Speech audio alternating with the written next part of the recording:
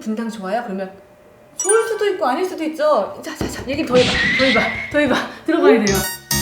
그렇다면은 이거는 가능하실지 모르겠는데 이제 네. 아이가 없는 신혼부부, 그 다음에 이제 학령기 전에 이제 있는 부부, 그다음에 학령기에 들어가 있는 부부, 이렇게 해가지고 좀 각각의 부부들한테 투자 전략, 학군과 같이 이렇게 좀 융합된 전략이라고 이렇게 추천해 주실 만한 게 있다면 어떤 게 있을까요? 저는 융합하라고 하고 싶지 않고요. 네. 오히려 단절하라고 말하고 싶어요. 일단 나눠서. 왜냐면 이제 예. 그 지금이 상승장 후반이어서 네. 상승장 초반에 있으면 나는 부동산으로 아이 학비 번다를 강조를 하고 많이 밀었겠죠. 기왕이면 네. 그런 거 사더라고. 네. 근데 지금은 두 마리 토끼를 다 잡기는 매우 많이 어려워진 상황이에요. 그래서 아직 아이가 없거나 네. 그다음에 아이가 어리다. 아직 어리거나 네. 그런데 아이가 한 5살 때부터 공부시킬 필요가 없다라고 느껴지시면 이제 그러니까 그 선행이라고 하는 것은 대치동에 일찍 들어갈 마음이 있는 아이면 5살, 6살부터 시키는 게 맞고요.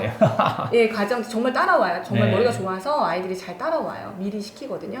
근데 이제 그런 게 아니면 아주 어릴 땐 사실 사교육 많이 쓰지 않아도 괜찮거든요. 네. 예, 그 전략을 엄마가 로드맵을 먼저 마음속에 담아 두시고요.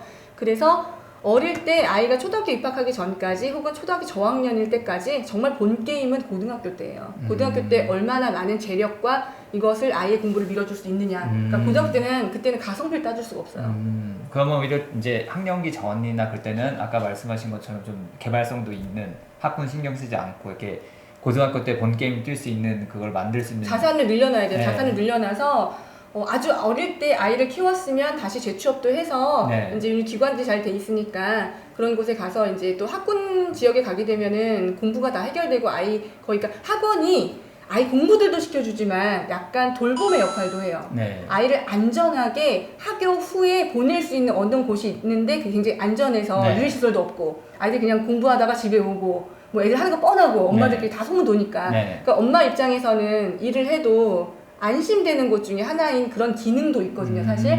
근데 아이가 지금 너무 미취학기다 라고 하면 지금 이 상황 2020년에서는 아주 화끈하게 손을 긋고요. 네. 왜냐면 나중에 어떤 생각을 하냐면 집을 사두면 전세 2바퀴 돌리고요. 그때 돈을 빼서 전세금 빼주고 들어가 살려고요. 이런 집을 보세요. 네. 근데 이게 부동산 초보의 눈이에요. 왜 그런 건가요? 집이 꼭 살아야 되는 집이라고 처음에 생각을 하기 때문에 맨 처음에 컨셉을. 근데 이제 아직은 거주할 집이 필요하지 않은 단계거든요. 네. 정말 아이에게 거주할 단계가 필요한 시점이 와요. 애가 어릴 때는 집이 좀 좁아도 불편할 뿐이지 그게 아이의 자존심에 스크래치 가진 않아요. 네. 근데 아이가 좀 더 크게 되면 뭔가 알아가는 시점과 비교를 하게 되는 이런 시점과 사춘기를 맞이하게 될 때 그때 더 안정적인 환경에서 주거를 장만하는 게 좀 돈이 없으면 고생을 해야 되는 거잖아요. 네. 그거를 둘 중에 하나 결정을 하라고 하면 전 어릴 때. 그래서 그때 좀 새 살시고 조금 더 남의 집 살이 하셔서 요즘에는 뭐 조금 교통만 멀면 신축은 뭐 새 것도 엄청 많아요. 네, 좀 그렇죠. 멀 뿐이지. 네. 그런 것만 감안이 된다면 조금 주거의 가격을 낮춰서 투자를 먼저. 왜냐하면 아직 집이 없는 거니까 무주택인 상황이거나 아니면 1주택인 상황인데 1주택을 파는 것도 용이하잖아요. 네. 아이가 크면 이사가 용이하지가 쉽지 않아요. 않죠. 네. 내 집을 팔고 뭘 업그레이드하는 것도 굉장히 그 지역에서 움직여야 되기 때문에 힘들단 네. 말이에요. 이땐 돈을 굴리는 방향으로 신축이 될 수 있는 뭐 입주권, 분양권 뭐 이런 것들 아니면 내가 살 개발, 지역이 아니더라도 네, 개발된 호재가 지역. 있으면 네. 거기를 먼저 투자해서 돈을 굴린 다음에 합쳐서 그러니까 징검다리처럼 돈을 굴려서 돈을 안 쓰고 굴려야 돼요. 이 중에 안 쓰고 굴려야 돼요. 근데 사람이 돈 쓸 건 다 쓰면서 돈이 없대.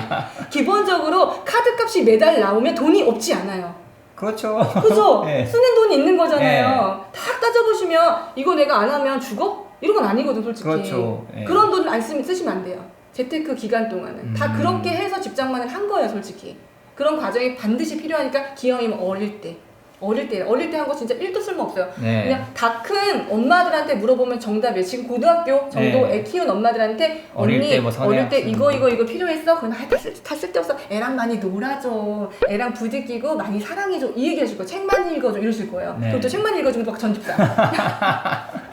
그런 게 아니라 아이를 돈으로 키운다는 생각은 조금 어릴 때는 사실 그렇지 않아요. 정말 돈이 많이 들어가는 돈으로 키워야 되는 시기가 와요. 그럼 학령기의 본격적인 레이스는 뭐 중학교 아니면 초등학교 고학년 정도라고? 빠르면 그때고요. 네. 정말 본 게임은 고등학교 3년. 고등학교 3년. 예, 늦은 이제 조금 이르게 시작하시면 초등학교 5, 6학년 때부터 이제 시작이 되고요.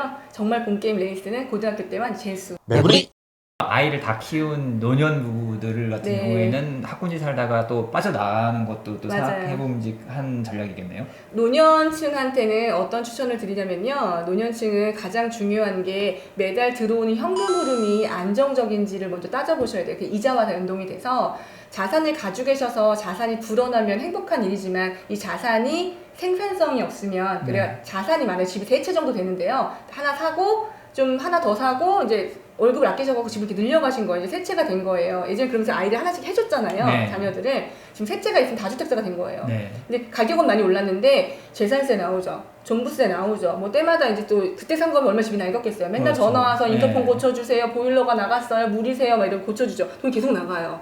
근데 이분들은 이미 그 근로기가 끝난 거예요. 네, 낼 수가 없는 낼 수가 없는 네. 상황이에요. 그럼 그때 이게 자산은 올라간다고 자녀들이 좋은 거지 본인한테는 좋은 게 없을 수도 있어요. 그렇죠. 네. 그래서 약간 그런 것들을 고려하셔서 첫 번째는 현금 흐름이 연금으로든 아니면 월세든 뭐든지 현금 흐름이 꾸준하신 분들은 젊은 친구들처럼 똑같이 시세 차익형으로 더 자산을 불려가시면 되고요. 그게 아니라 이제 완전히 은퇴했기 때문에 그렇게 펑펑 지금 생활비도 조금 빠듯해서 또 병원비가 많이 들어요. 그렇죠, 많이 병원비가. 들죠. 예, 예. 이게 굉장히 상당해서 그런 것들이 들어가면 자산이 생산성이 없는 자산은 시세 차익이 일어난다고 한들 크게 도움이 안 되세요. 과감히 정리하는 것도 방법이겠네요. 과감히 정리하는 것보다는 갈아타야 돼요. 갈아타는 과감히 정리하면 안 돼요. 아, 그래요? 자산이 자산으로 옮겨가야지 자산을 현금화 시키면 안 돼요. 현금은 계속 휴지가 되기 때문에 돈의 1원칙이에요. 자산을 자산으로 맞바꿔야 돼요. 그래서 그런 좀 연구를 하셔야 돼요. 뭔가 수익을 네. 낼 수 있는 현금 흐름을 낼 수 있는 그쪽으로 네, 갈아타는 배당주로 간다거나 네. 아니면 그래도 월세를 받으면서 네. 갈 수 있는 네. 것. 근데 월세를 받아도 나는 귀찮은 것이 싫고 사람한테 싫은 소리를 못 하고 네. 그러면 또 그런 월세형 못 하세요. 아. 세입자 관리가 월세가 작은 것들은 험해요. 아파트 월세하고 틀리거든요. 그런 것들 때문에 요즘에 조금 깨신 분들은 이번 주식 팍 폭락했었잖아요. 네. 아, 요즘에 베이비 부모들은 정말 똑똑하세요. 그리고 이제 아파트 부동산으로 자산을 많이 상승을 네. 하셨단 말이에요. 베이비 부모 분들이 돈이 많으시거든요. 네. 이분들이 이번에 팍 떨어졌을 때 주식을. 우량 배당 받는 우량주로 많이 갈아타셨어요. 진짜 채권도 많이 하시고. 그러니까 상승장 초반에 만날 때는요. 네. 얘기하는 게 심플해요. 이게 좋아요? 분당 좋죠? 목동 좋아요? 말이라고 하세요? 재건축인데? 이렇게 네. 좀 심플하게 얘기할 수 있었다면 네. 지금은 상황에 따라서 주택이 있으신지 네. 주택이 없으신지 지금 한 달에 얼마를 버셔서 네. 얼마를 쓰셔서 얼마를 남기시는지 이게 이자하고 정말 관련이 있어요. 네. 그래서 이제 이런 자산 연동성하고 그럼 아이는 지금 몇 살인데요? 네. 그럼 친정엄마 어디 살아요? 아이는 본인이 키울 거예요? 친정엄마가 키워줄 거예요? 뭐 이런 여러 가지 상황을 고려해서 미취학인지 신혼부부인지 아이가 있는지 아이가 도대체 몇 살인지 그 다음에 이제 뭐 은퇴하신 분인데 그 상황이 어떤지에 따라서 사야 될 부동산의 종목이 달라져요. 그래서 지금은 부동산 투자가 이제 와서 공부하러 오시면 굉장히 어려워진 상태네요. 예, 17년은 아파트만 공부하면 됐었거든요. 그냥 네. 매매가 전세가 그냥 부동산 가서 금매받는 법 이런 거 네. 공부하면 뭐 올수리하고 이런 것만 하면 됐다면 지금은 재개발 알아야지, 분양도 알아야지, 재건축도 알아야지, 리모델링도 알아야지.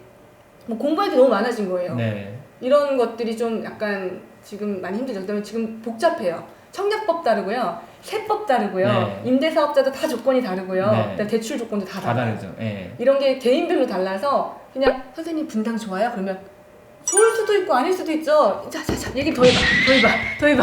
들어봐야 돼요. 그래야 그분한테 이분이 분당이 좋은지 아닌지를 말씀을 드릴 수가 있지. 예전처럼 그냥 다다익선이라고 해서 많이 사면 좋은 시절은 사실 좀 이제 지나갔다고 봐야 돼요. 그러니까 사람이 포지션, 나는 이미 다주택자인지 아니면 이제 처음 들어온 건지 아니면 일주택자인 갈아타야 되는 예. 포지션인지 뭐. 작년부터 19년부터 가장 중요한 건 실수요자와 투자자가 완전 분리가 따로 놀아요. 그래서 봐야 되는 물건이 다른데 처음 부동산 공부가 재밌어서 들어오게 되면 처음 헷갈려요. 듣는 얘기가 전부 다 막 나 진짜 청주 지금 뛰어가야 될 것 같고 나 원주도 또 놓쳤고 막 이제 이렇게 생각 네. 들잖아요. 인천 지금 막 뜨겁대는데 네. 근데 내가 지금 이제 실수요자면 사실 거긴 귀를 닫고 네. 여기 똘똘한 한 채 내가 할 수 있는 한에서 내가 그냥 투자와 실거주를 분리할 것인지 아니면 정말 실거주 장만부터 하는 게 유리한지를 먼저 따져보고 투자자가 보는 그런 종목, 그분들은 대출도 막혔고 네. 이미 이제 물건도 많아서 더 좋은 똘똘한 걸 못 사요. 그러면 네. 재산세와 과세가 어마어마해지거든요. 그렇죠. 네. 근데 이분들도 계속 돈은 더 버셔야 되잖아요. 그러니까 이제 그런 작은 과세가 매매하고 이렇게 했을 때 거래세가 적은 방향을 선택하시는 거거든요. 그러니까 서로 보는 게 다른데 와서 착각하면 안 된다. 그러니까 지금 굉장히 복잡해진 상황 맞아요. 알겠습니다. 아유, 매우 열변을 하셔가지고 많은 도움이 됐을 것 같아요. 뭐 저도 사실은 지금 애기 키우고 있어가지고 네. 많은 도움이 됐습니다. 부동산 대물은 구독자들의 사연을 기다립니다. 부동산에 관한 궁금증들을 이 영상 댓글이나 아래 메일로 보내주시면 저희가 대신 물어봐 드립니다. 그럼 다음 주에도 더 알찬 소식으로 찾아뵙겠습니다. 맷바! 빼빠!